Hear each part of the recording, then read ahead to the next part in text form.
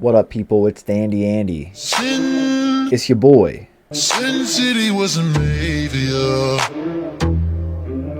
As more and more companies throw out their Spotify Wrapped and now Nintendo Switch Wrapped and now Sony PlayStation Wrapped, I thought it would be fun for me to take a look at what video games I played throughout each month of the year. This list will include games that came out in 2024, but we'll also be taking a look at some games that I replayed, some games that I definitely obsessed heavily over, and we'll even be taking a look at how many hours I put into each game as well as seeing what my favorite game of the year was for the year of 2024. Overall, the year of 2024 was pretty slow when it came to big AAA games. I mean, just looking at the Game Awards, they literally had to nominate a DLC because they couldn't find anything better. Like, what? However, if you're a fan of RPGs, you were eating exceptionally well this year. Starting off the year strong with games like Persona 3 Reload and then Final Fantasy Rebirth, followed up by games like Dragon's Dogma 2, Metaphor, and even a brand new Mario & Luigi game, it was a huge year for RPGs. The first month of the year is always usually a drought when it comes to the gaming industry, so likewise, I took it upon myself to play some older games as well as finish up some games that were left over from 2023. I finished my second playthrough of Final Fantasy VII Remake to lead up to Rebirth, and yeah, no surprise there, I still think it's a really great game. I upgraded to the PS5 version so the graphics looked even prettier and the load times were even faster. I also got the chance to experience Yuffie's backstory for the first time. The DLC only adds about 5 hours of content, but I'm glad I played it before Rebirth because she just kind of randomly shows up in that game without much context. During this month, I also finished my first playthrough of the Resident Evil 4 remake. Having never played the original, I can't say I have much nostalgia for this title, but on its own, it's a great survival horror game and really always had me on the edge of my seat. I was also pleasantly surprised with the length of this game, as most Resident Evil titles clock in at about 10 hours, this one took me roughly 25, which was really nice to see.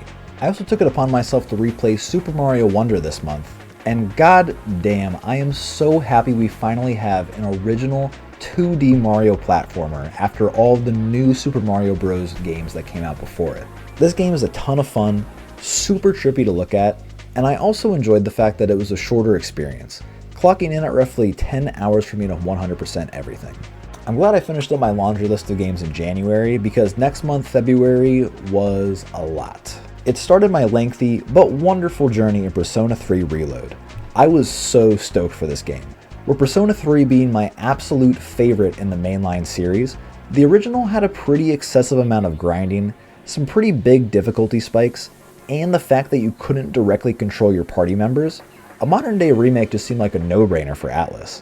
Persona 3 Reload not only fixed all those issues, but they added more story elements, gameplay mechanics, and really fleshed out the social simulator aspects. I ended the game with about 100 hours and may or may not have cried towards the end.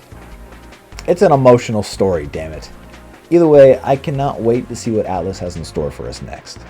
While I was about halfway through Persona 3 Reload, I also started playing Final Fantasy VII Rebirth. And this is probably going to be a bit of a controversial take, but I did not enjoy it as much as Final Fantasy VII Remake. Whoa, before you hit that unsubscribe button, hear me out here. In my personal, very modest opinion, my biggest complaint with Rebirth is that it tries to do way too much. It turned itself into a fully open world game, which I do think was the right decision, considering Cloud and the gang are experiencing the world outside of the city of Midgard. However, this throws the game into the typical Ubisoft open world format that we've seen so many times over and over again. You've got your classic watchtowers that you have to climb in order to reveal the map. You've got the same side missions and activities copy-pasted in every corner of the map. We've even got minigames galore that copy pretty much every popular game that came before it.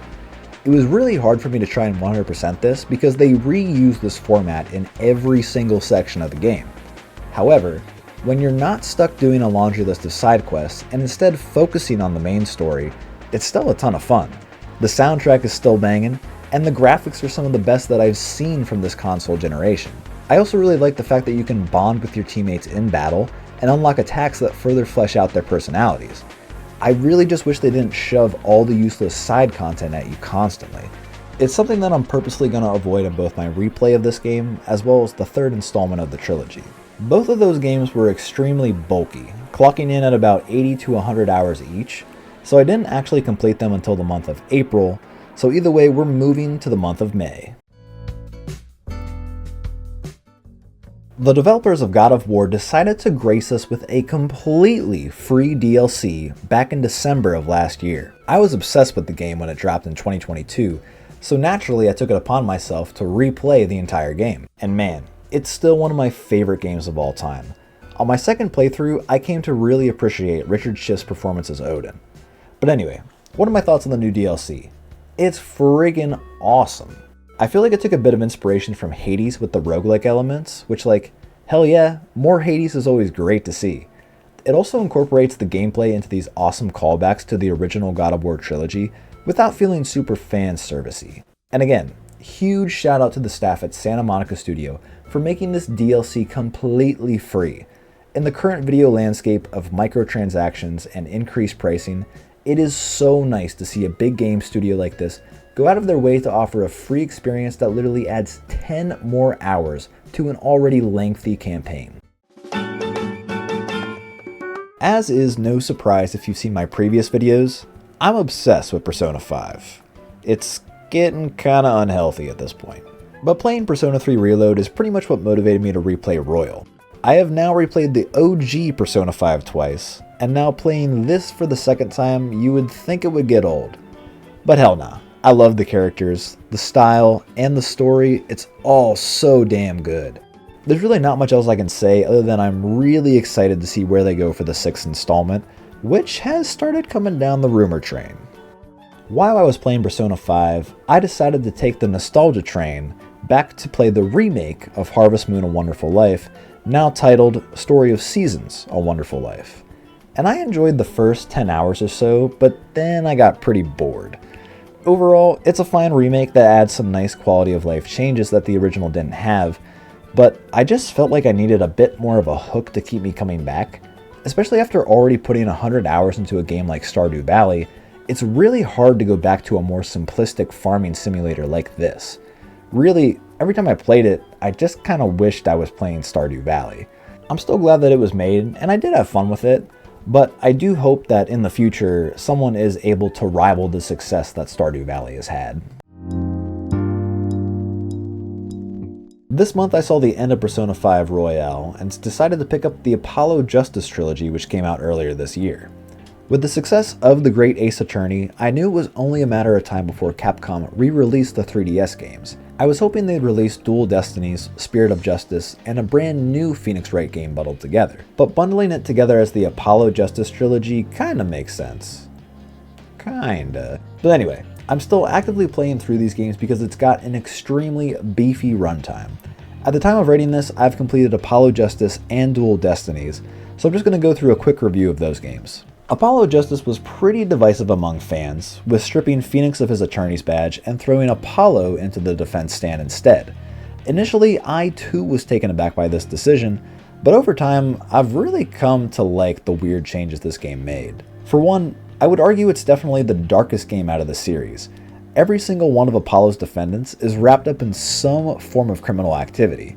The very distant relationship between a washed-up Phoenix and fresh-faced Apollo was also really interesting to see as well. And I won't spoil this if you haven't played it, but I really love the villain in this one. Not my favorite Phoenix Wright game, but I still find it to be one of the more interesting ones to play. Next we have Dual Destinies, which I think is safe to say is my least favorite in the series. First, I think Capcom did everything they could for the graphics, but it's pretty obvious that these models weren't meant to be blown up and looked at on a big screen TV. The story itself is fine, but if I hear another person mention the Dark Age of the Law, I'm jumping off the nearest bridge. I think the game also suffers from having too many protagonists and not really knowing what to do with them. I also could not stand some of the actual courtroom scenes. There were so many times where you would find a contradiction, and then the characters would just go on this very chatty back and forth banter over and over again before they finally went back to the actual cross-examination, and I just felt like that really destroyed the pacing.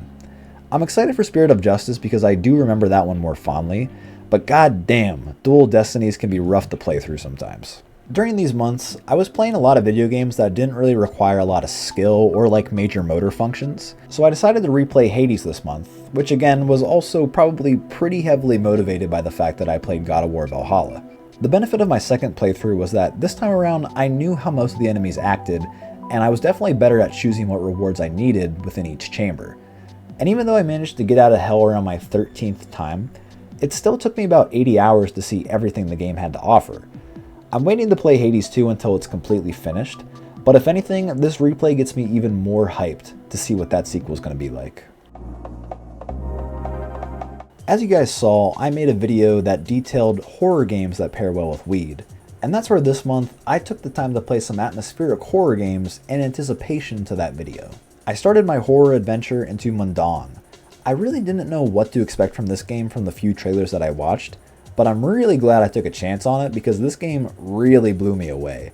It takes a lot of bold risk with its unique art style and NPCs that don't speak English, but in my opinion it all pays off in a game that rivals both the setting and gameplay mechanics of Amnesia. Next I played through Silent Hill 2, which you can see the entire playthrough on my Patreon. But like I said in the playthrough, I've always watched people play this game and I never had the chance to play it for myself. And you probably don't need to hear me say this, but it's really friggin' good. It's a shame that I had to experience it from somewhat illegitimate means, as Konami refuses to re-release the old games on newer consoles, but damn, it really is just peak atmospheric horror. Next I played Darkwood, and I honestly wasn't sure if I was going to like this game at first. The trailers didn't entirely sell me, and in general I'm just not a huge fan of games that use that top-down perspective. All those fears were put aside just from playing the first 15 minutes of the prologue.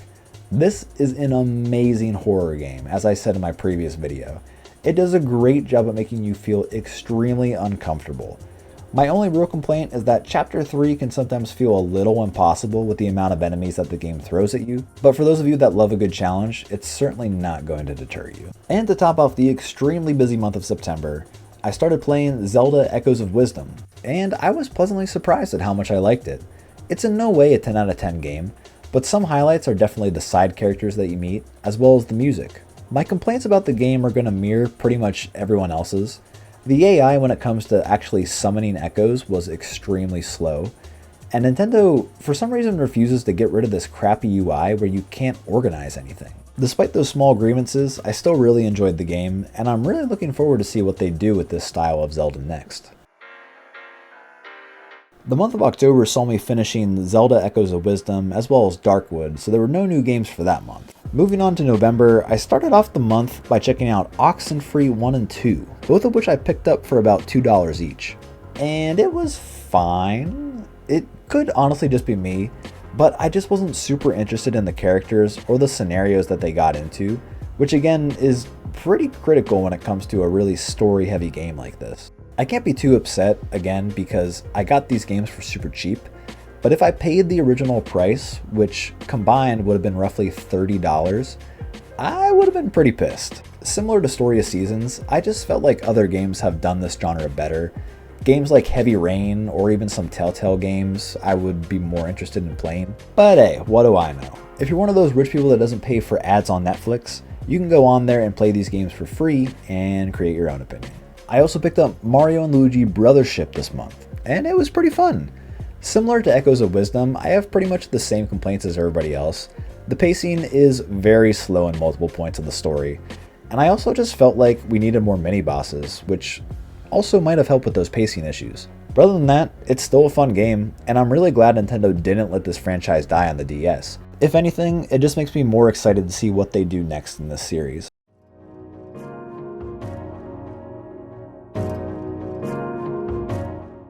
And finally, with the month of December, I finished up Mario & Luigi Brothership and closed the year out with Astrobot. This game just oozes so much happiness in every way. From the stunning graphics, the bubbly soundtrack, and the old school PlayStation references, I just had this huge grin on my face during the entire playthrough. You can literally feel every environment, from the vibrations and the haptics that come out of your controller. Even the boss fights, which I find are usually lacking in most platformers, were so much fun to go up against over and over again. This is one of those titles that makes me proud to own a PlayStation 5. And that's going to do it for 2024. If I had to pick a favorite game this year, it would definitely have to be Persona 3 Reload.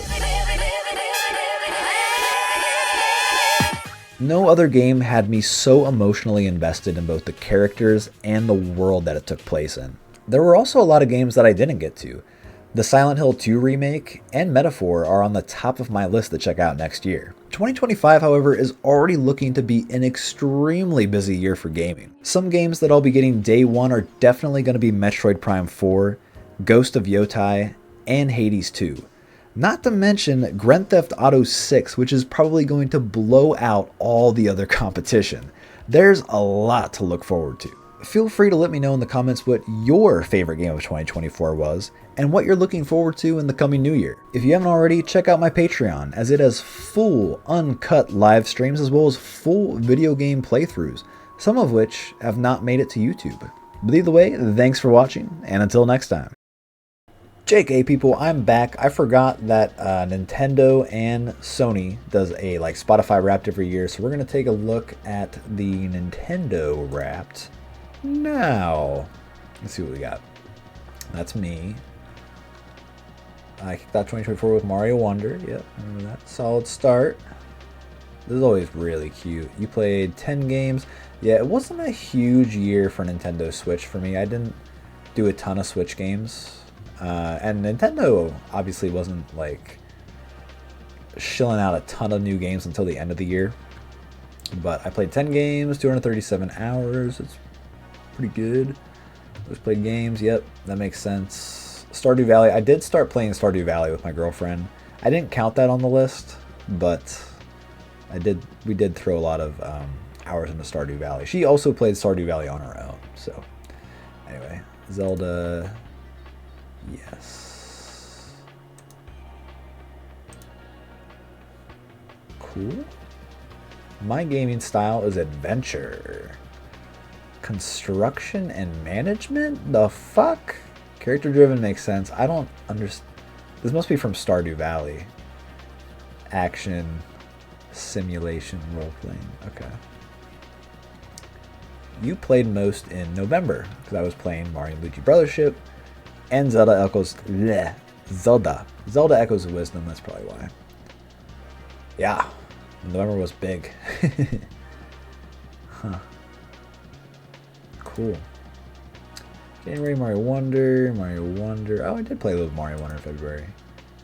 Stardew. Story of Seasons. Journey. Yep. Yes, indeed. Here comes the big choice. My favorite game in 2024 in terms of the Switch. Definitely not that fucking game. Or Zelda or Mario. But this, I'm not going to count this either. It's either between these two. I would say my favorite Switch game of the year. Yeah. It's definitely Echoes of Wisdom. And now, Sony's.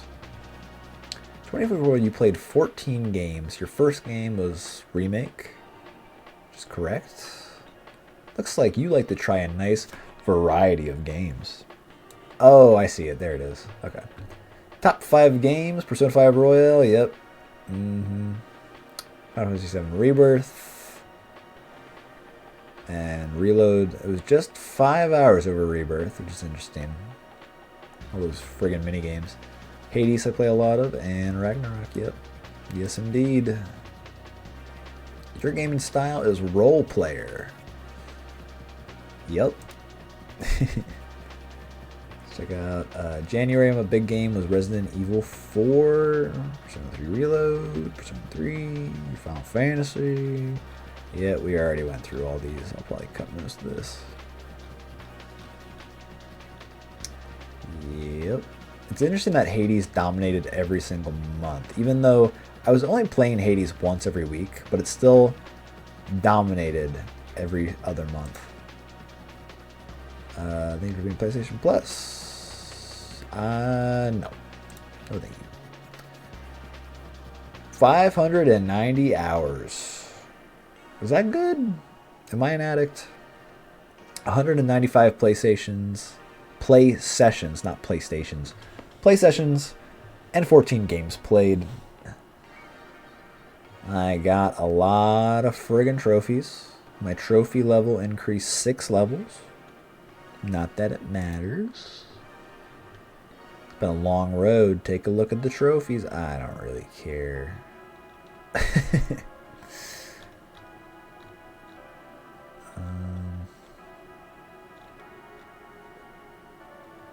Yeah. What a year. Cool beans, folks. Well, thanks again for watching. And as always, I'll see you next time. Goodbye.